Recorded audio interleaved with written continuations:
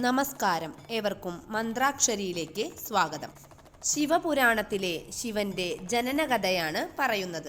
കൽപ്പാരംഭത്തിൽ മഹാവിഷ്ണുവിന്റെ ആജ്ഞപ്രകാരം ബ്രഹ്മദേവൻ ജഗദംബയെ തപസ്സു ചെയ്ത് സൃഷ്ടിക്കുള്ള ശക്തി സമ്പാദിച്ചു. അനന്തരം ഭഗവാൻ ബ്രഹ്മദേവൻ ദേവിയുടെ നിയോഗപ്രകാരം സൃഷ്ടികർമ്മങ്ങൾക്ക് സന്നദ്ധനായി തീർന്നു. തൻ്റെ സൃഷ്ടി എപ്രകാരമാകണമെന്ന കാര്യത്തിൽ യാതൊരുവിധ മാർഗനിർദ്ദേശവും ഇല്ലാത്തതിനാൽ ഭഗവാൻ ചിന്തയിലാണ്ടു. ഒടുവിൽ തന്നെ പോലുള്ള ഒരു പുത്രനുണ്ടാകുന്നതിനായി ബ്രഹ്മദേവൻ പ്രാർത്ഥിച്ചു. സംവത്സരങ്ങളോളം നീണ്ടുനിന്ന ആ പ്രാർത്ഥനയ്ക്കൊടുവിൽ ബ്രഹ്മദേവന്റെ മടിത്തട്ടിൽ നിന്നും കറുത്ത നീല നിറത്തോടുകൂടിയ ഒരു കുമാരൻ ഉദ്ഭവിച്ചു. ജനിച്ചയുടൻ തന്നെ ആ കുമാരൻ ബ്രഹ്മദേവന്റെ മടിത്തട്ടിൽ നിന്നും ഇറങ്ങി നിലവിളിച്ചുകൊണ്ട് അങ്ങുമിങ്ങും ഓടാൻ തുടങ്ങി. കുമാരന്റെ കരച്ചിൽ കണ്ട ബ്രഹ്മദേവൻ പരിഭ്രമിച്ചുപോയി. അദ്ദേഹം കുമാരനെ തടഞ്ഞു നിർത്തി അലിവൂറുന്ന സ്വരത്തിൽ അന്വേഷിച്ചു, കുമാര, നീ എന്തിനാണ് ഇപ്രകാരം നിലവിളിക്കുന്നത്? പരംപിതാവേ, അവിടത്തേക്ക് മംഗളം. കുമാരൻ തെല്ലു നേരത്തേക്ക് കരച്ചിലൊതുക്കിയിട്ട് ചോദിച്ചു, ഞാൻ ആരാണ്? എൻ്റെ നാമം എന്താണ്? നിർജീവമായ ഈ പ്രപഞ്ചത്തിൽ എനിക്ക് തുണയായി വർത്തിക്കുവാൻ ആരുണ്ട്? ഈ വക ചിന്തകളാണ് എൻ്റെ വിലാപത്തിനു കാരണം. ബ്രഹ്മാവ് കുമാരനെ സ്വാന്തനിപ്പിച്ചു. ദേവാ, അവിടുന്ന് ദുഃഖം അവസാനിപ്പിച്ചാലും. അങ്ങ് ആദിപരാശക്തി ജഗദംബികയുടെ നിർദ്ദേശത്താൽ എന്നിൽ നിന്നും ജനിച്ചിരിക്കുന്നു. അങ്ങേക്ക് ഞാൻ രുദ്രൻ എന്ന് നാമകരണം ചെയ്യുന്നു. അങ്ങയുടെ കർമ്മത്തെക്കുറിച്ചും വിലപിക്കേണ്ട കാര്യമില്ല. ജഗദംബിക അവിടത്തേക്ക് ജീവജാലങ്ങളുടെ സംഹാരം എന്ന മഹത്തായ കർമ്മം നൽകിയിരിക്കുന്നു. തന്നെ സാഗൂതം നോക്കി നിൽക്കുന്ന ആ കുമാരനെ തഴുകിക്കൊണ്ട് ബ്രഹ്മദേവൻ തുടർന്നു. ഇപ്രകാരം അരുളി ചെയ്തു, ജഗദംബയുടെ കാരുണ്യമുള്ളപ്പോൾ ദേവ, താങ്കളും ഞാനും എൻ്റെ സൃഷ്ടികർത്താവായ മഹാവിഷ്ണുവും അനാഥരായിത്തീരുന്നതല്ല. എങ്കിലും പ്രപഞ്ച ജീവിതത്തിൽ നിനക്ക് തുണയായി ഞാൻ മറ്റു ചിലരെ കൂടി കൽപ്പിച്ചു തരാം. ബ്രഹ്മദേവൻ പറഞ്ഞവസാനിപ്പിച്ചതും നീലവർണ്ണനായ കുമാരൻ വീണ്ടും 7 പ്രാവശ്യം കൂടി കരഞ്ഞു.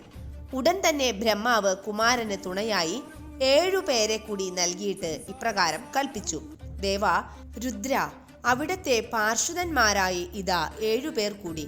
ഭവൻ, ശർവൻ, ഈശാനൻ, പശുപതി, ഭീമൻ, ഉഗ്രൻ, മഹാദേവൻ എന്നിങ്ങനെ അറിയപ്പെടും.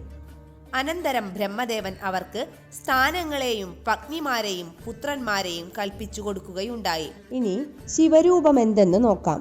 പുരാണങ്ങളിൽ പ്രസിദ്ധനായിരുന്ന ശിവൻ എന്ന രുദ്രദേവന് ചുവന്ന ഒരു ജടയുണ്ട്. ഈ വിശിഷ്ടമായ ജടയുടെ പേര് കബർദം എന്നാണ്. ഭഗവാൻ ശിവന് നേത്രങ്ങൾ 3 നെറ്റിയുടെ മധ്യത്തായി സ്ഥിതി ചെയ്യുന്ന ഭഗവാന്റെ തൃക്കണ്ണ് അഗ്നിമയമാണ്. ആ കണ്ണുകൾക്ക് സംഹാരശക്തിയും ഉണ്ട്.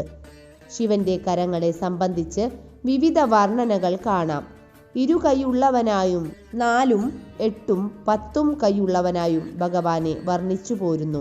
അതിവിശിഷ്ടമായ പിനാകമെന്ന ത്രിശൂലം, ഗഡ്വാംഗം എന്ന ഗദ, അജഗവം എന്ന വില്ല്, മൃഗം, ജപമാല, തലയോട് ധമരു എന്നിവ ഭഗവാൻ ധരിക്കുന്നു. ജടാധാരിയായ ഭഗവാൻ പരമശിവന്റെ ശിരസിൽ ഗംഗാദേവിയും ചന്ദ്രക്കലയും സ്ഥിതി ചെയ്യുന്നു.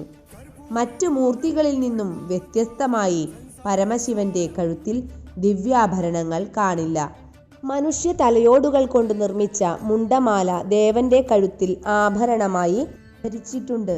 ദേവന്റെ വസ്ത്രം നിണമിറ്റു വീഴുന്ന പുലിത്തോലാണ്. ഉദയ്ക്കുന്നതാവട്ടെ ആനത്തോലും. ഭഗവാന്റെ അംഗങ്ങളിൽ ഉഗ്രസർപ്പങ്ങൾ ആഭരണമായി ചമഞ്ഞിരിക്കുന്നു. പൂണൂലായി ശേഷൻ എന്ന സർപ്പം, അരഞ്ഞാണമായി നീലൻ, തോൾവളകളായി കമ്പളൻ, കുണ്ടലങ്ങളായി പത്മൻ, പിങ്കളൻ, വളകളായി അശ്വകരനും തക്ഷകനും. ശിവൻ തൻ്റെ പ്രധാന ആയുധമായ വിജയം എന്ന ത്രിശൂലം സദാ വഹിക്കുന്നു. നന്ദി എന്ന വെളുത്ത കാളയാണ് വാഹനം. ശിവന്റെ കണ്ഠാഭരണമാണ് വാസുകി. ശിവസങ്കല്പത്തെ പരബ്രഹ്മമായി കണക്കാക്കുന്നു. കൈലാസപർവ്വതം വാസസ്ഥലം. ശിവലിംഗത്തിനെയാണ് പൂജ ചെയ്യുന്നത്. അതേസമയം ഘോരതപം ചെയ്യുന്ന യോഗിയും അതേസമയം തന്നെ ഗൃഹസ്ഥാശ്രമിയായും ശിവൻ കഴിയുന്നു. ശാന്തനായി സമാധിസ്ഥിതനായിരിക്കുന്ന യോഗി. സംഹാരമൂർത്തിയായി അഘോര ശിവൻ. കാലത്തിന് അതീതമായി ആദിയും അന്തവുമില്ലാത്ത പ്രപഞ്ചനാഥനാണ് ശിവൻ. ശിവൻ എന്നാൽ സ്പന്ദനമാണ്. അർദ്ധനാരീശ്വര സങ്കല്പത്തിലും ശിവനുണ്ട്. ശിവനെ ധ്യാനിക്കുമ്പോൾ ശൂന്യതയുണ്ടാകുന്നു. ലിംഗപുരാണത്തിൽ പരമേശ്വരനെ ഊർജമായിട്ടാണ് കാണുന്നത്. ഈ ഊർജത്തെ അഗ്നി അഥവാ രുദ്ര എന്നും പറയുന്നു.